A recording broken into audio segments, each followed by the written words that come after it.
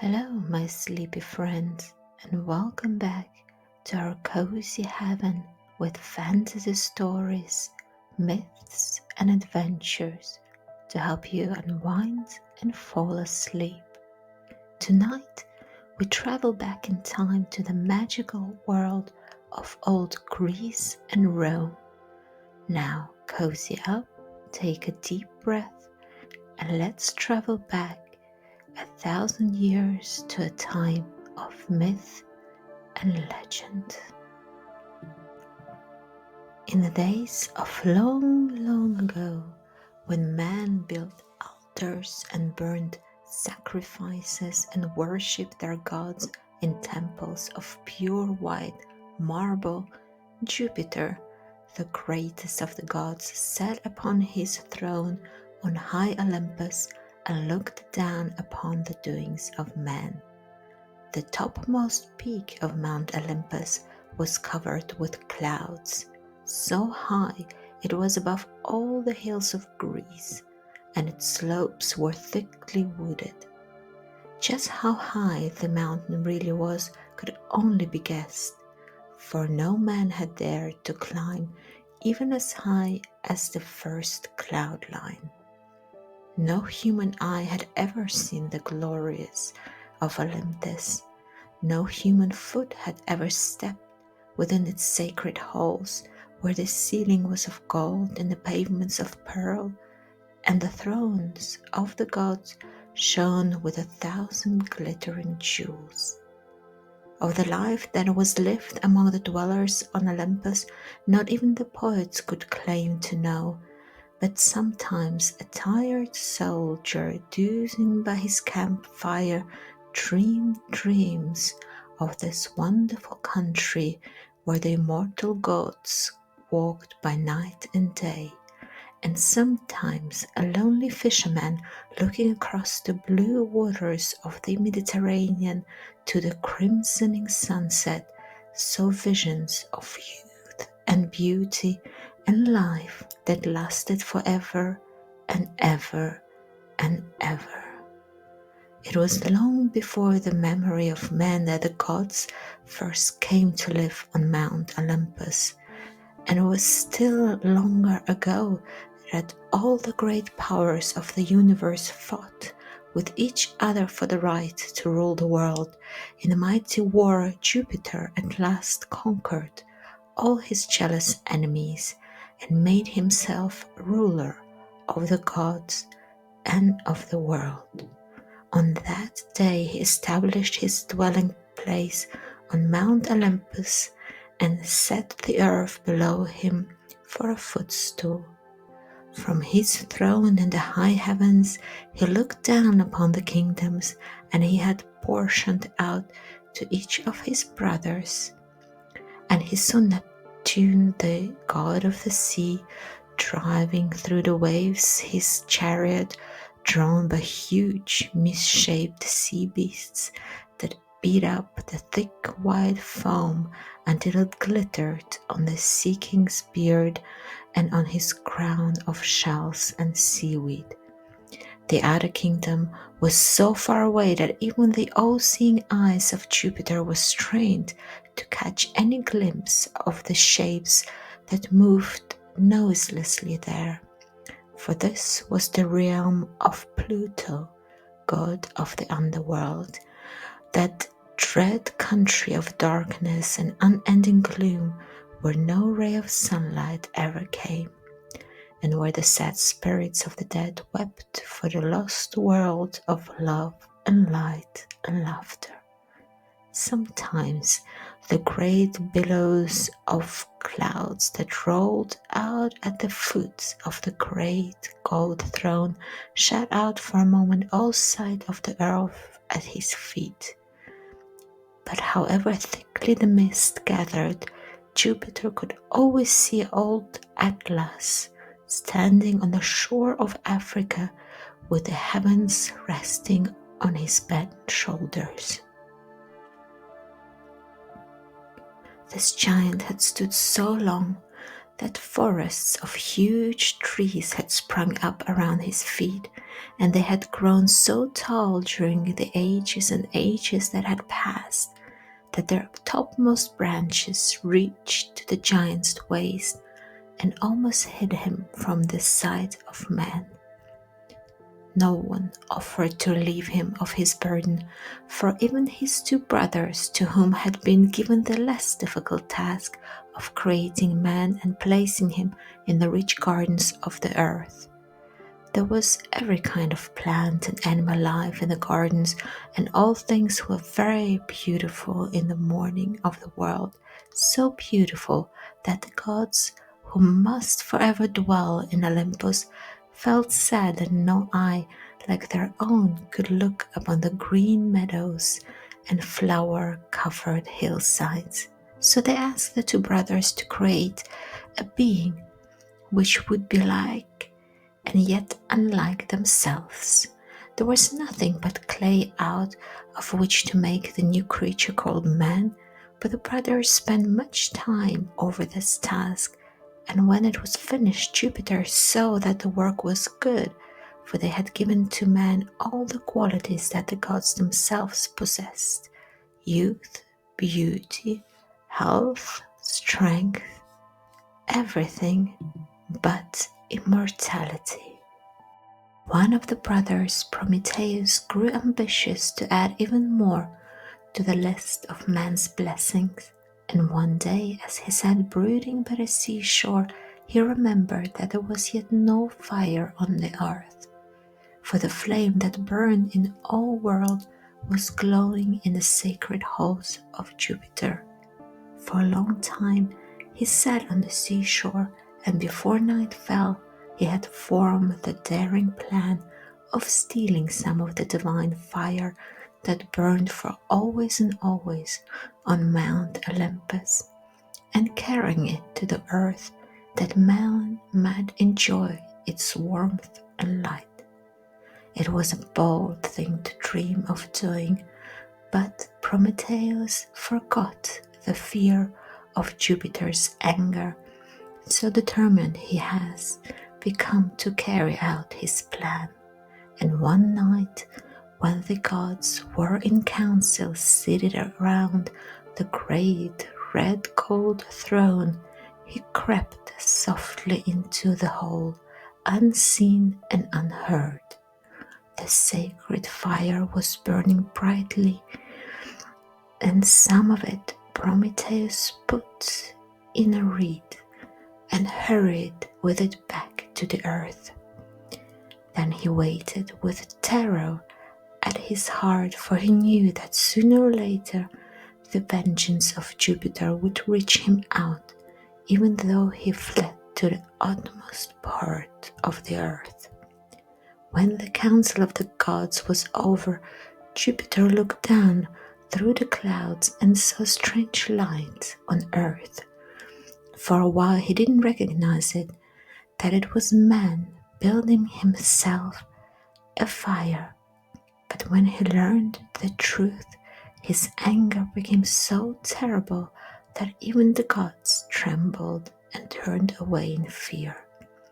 In a moment, Prometheus was seized and carried off to the Caucasus Mountains, where he was securely chained to a rock, and a hungry vulture was set to tear out his liver and devour it. At night, the vulture, having gorged itself, slept on the rocks above its victim's head, and at night the liver of the wretched Prometheus grew again, only to be torn out and eaten by the vulture as soon as the sun arose. This terrible punishment kept on for years and years, for though Jupiter heard the cries of Prometheus, and many tales were told of his sufferings, the ruler of the gods never forgave the theft of the sacred fire, nor would he set Prometheus free. But the story tells us that at last there came an end to this cruel vengeance, for Hercules, son of Jupiter, went wandering one day among the mountains, found the tortured Prometheus and broke his chains and freed him. Though the gods were rejoiced at his freedom, the name of Prometheus was never spoken on Mount Olympus for fear of Jupiter's all-hearing ears.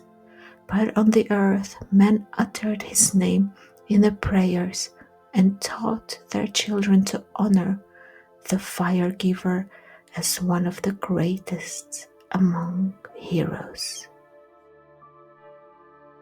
In the early days of man's life on the earth, when everything was beautiful and new, there was no sickness anywhere, nor any pain nor sorrow. Man lived to be very old and very wise, and everywhere was happiness, such as has never since been on the earth. For Jupiter hadn't forgotten about the stealing of the sacred fire, and it angered him that man should light his own fires and kindle the cheerful blaze which should be bright, glowing only in the halls of Jupiter. The suffering of Prometheus hadn't softened his anger. He wouldn't be satisfied until punishment was visited upon those who had received the stolen fire. Accordingly, he called a council of the gods and spoke to them of his desire. Though none of the gods wished to see misfortune brought upon the race of men, they didn't dare to dispute the will of Jupiter. So they agreed to carry out the plan that he unfolded, and before many days had passed, they had fashioned out of the same clay from which man was made a creature that they called woman.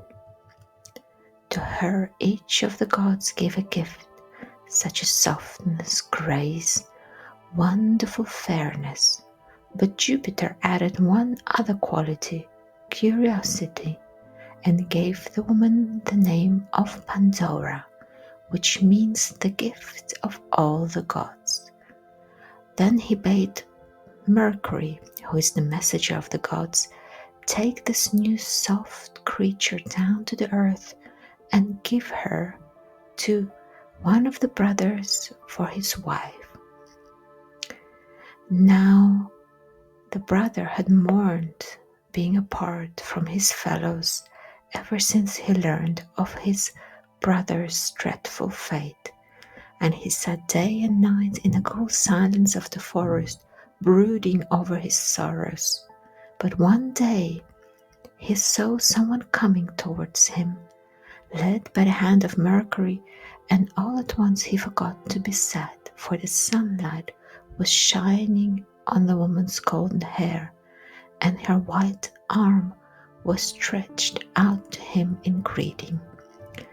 For some time the brother and Pandora lived happily in the gardens of the earth, and every day he thanked the gods for their last and best gift to him. He never tired of watching Pandora chasing butterflies through the tall meadow grass or making cups out of broad leaves. They both drank the clear, cool water from the spring, and then they rested under the trees, eating simple meals of dates and wild honey. Then they saw a traveler coming towards them. He was walking very slowly, and seemed heavily burdened with what appeared to be a large box. While he was yet some distance off, Pandora ran to meet him and asked him to come into the shade and rest. The stranger was old, and the chest that he carried bent his shoulders almost to the ground. He looked hungry and thirsty and tired, so the brother urged him to stop and rest, and offered him some freshly gathered dates. But the traveler, who was none other than Mercury in disguise, replied that he couldn't take them, for he had still a long distance to go. He asked them, however, to take care of this great oak chest, for with that burden off his shoulders he could hurry on and reach his journey's end before nightfall. He promised to come back for the chest a few days later. Pandora and her husband were delighted to be of service to the stranger and promised to guard the chest with great care. The traveler thanked them and turned away. But just as they were saying goodbye, he mysteriously disappeared. Whichever way they looked, there was no trace of him to be seen. The brother was not at all eager to know what was in the mysterious chest, but as soon as they sat down again under the trees, Pandora began to ask 1,000 questions as to who the traveler might be and what the chest contained. The brother begged her not to think any more about it, as nothing could be learned of the old man of his burdens. But Pandora refused to listen and talked still more of the probable treasure that they were guarding for the stranger.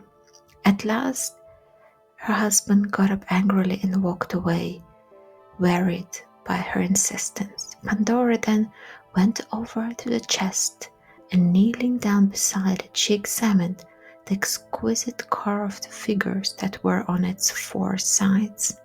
Then she studied the fine golden cord that bound the chest. It looked soft enough, and yet it was very strong, for it was made of strands of twisted gold and was tied at the end with a curious knot. There was no lock to be seen, and apparently nothing hindered eager fingers from opening the lid when once the knot was unfastened and the golden cord unwound. Pandora's fingers itched to try her skill on the knot, and she felt for sure that if she worked it long enough, she could finally loosen it. The fingers carved on the lid were groups of dancing children, and in the very center was one figure whose face was so strange that Pandora sat for a long time staring at it. Now and then she turned away, and when she looked at the face again, it was with a different expression each time. She knew that the carved thing was not alive, and yet each time she gazed into the strange eyes of the wooden face, they were quite unlike the eyes that had smiled or frowned or mocked at her before. She went to see whether her husband had come back, and finding he was still away, she returned to the chest again, but wouldn't let herself be tempted into so much as touching the golden cord. As she stood wondering what to do, she thought that she heard some little voices coming from inside the chest, and they seemed to say, "Open, Pandora, please open and let us out." Pandora looked quickly around to see whether her husband was inside. Then she came a bit nearer to the chest, put one hand on the golden cord. Again she heard the small voices, this time very distinctly, and they said, "Open, Pandora, please, please, open." Pandora's heart was now beating fast. What could be in the chest? What poor imprisoned creatures were calling to her, begging her to set them free? She put both hands on the golden cord. Then she looked guiltily around, but no one was inside. No one was watching her except some exquisite squirrels that were peering down at her from the branches just above her head. Swiftly and deftly she untied the knot, which yielded easily to her eager fingers. But even then she hesitated, fearing the anger of her companion. The little voices cried again, "Open, Pandora, please, please open, let us out." But still she hesitated, not daring to raise the lid. Just then she heard her husband calling to her, and she knew that there would be no chance now to explore the contents of the mysterious chest. She must wait for that pleasure until another time. Meanwhile, she would take just one peep inside to be sure that the voices were not mocking her. So she raised the lid very gently, but no sooner had she made the smallest opening than out poured a host of tiny creatures like brown winged moths, and they swarmed all around her, biting and pinching and blistering her soft skin until she cried out in fear and pain to fight them off and rushed away to find her husband. But the tormenting little sprites followed her, buzzing about her ears and stinging her again and again. In vain she strove to brush them away, for they clung to her dress, her hair, and her poor swollen skin.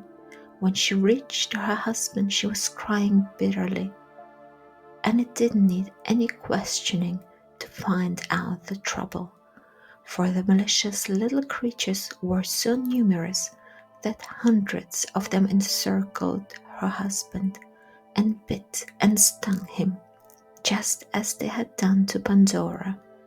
In the unhappy hour that followed, while husband and wife bound soothing herbs on their bruised skin, Pandora told her husband how her fatal curiosity had led her to open the chest and set free the host of evil things. It was not, however, until later that they realized the extent of Pandora's folly, for the little brown-winged creatures were all the sprites of evil that had never before entered the world. Their names were sickness and pain and sorrow, envy and pride and jealousy, hunger, poverty, and death. All these ills had envious Jupiter put into the oak chest and bound it with only a golden cord. He knew that sooner or later Pandora would open the chest, and then man's life of untroubled happiness would be forever at an end. Never again could the gardens of the earth be placed where man might hope to find peace. Evil things had taken up their dwelling there, and they would stay for always and always, as long as the world would last. When the brother and Pandora saw the hateful winged creatures settling down on the leaves and flowers so as to be near to hand to torment them, they wept bitter tears and wished that the gods had never created them. In the midst of the sobbing, Pandora hadn't, however, forgotten about the chest, and she was still wondering what else might be inside it, for she was not sure that the moth-like things could never have wholly willed it. Suddenly she heard a wee soft whisper coming from within the chest, and it said, "Open, Pandora, please, please open and let me out." Pandora stared in surprise, for she had thought that all the evil sprites had rushed out in that moment when she raised the lid. Was there then another host of tormenting things still there, and if so, should she let them out to add to her misery and pain? Again the little voice cried, "Open, Pandora, please, please open and let me out." Pandora now called for her husband, and together they listened to the pleading voice, which was very soft and sweet, that they were sure it would not belong to any evil thing. Still, the husband was unwilling to risk bringing any more trouble into the world, but in spite of her remorse, Pandora was curious to see what it was that was begging so blatantly for freedom. So, with her husband's consent, she opened the lid once more, and out fluttered a tiny little creature with beautiful wings. She flew straight to Pandora and then to her husband, and at her touch all the hurt were healed and all their pain forgotten. The name of this gentle messenger was Hope, and she had been hidden in the chest secretly by one of the pitying gods, who grieved that Jupiter was sending so many ills to mankind. The host of evil beings, once set free, could never again be shut up in the narrow prison. But wherever they flew, even to the remotest corner of the earth, Hope followed them and brought healing in her wings. And when the world grew wicked, as it did in the days that came after, so that men neglected the altars of the gods, Hope was still remembered with the offerings, and her shrines kept full of flowers.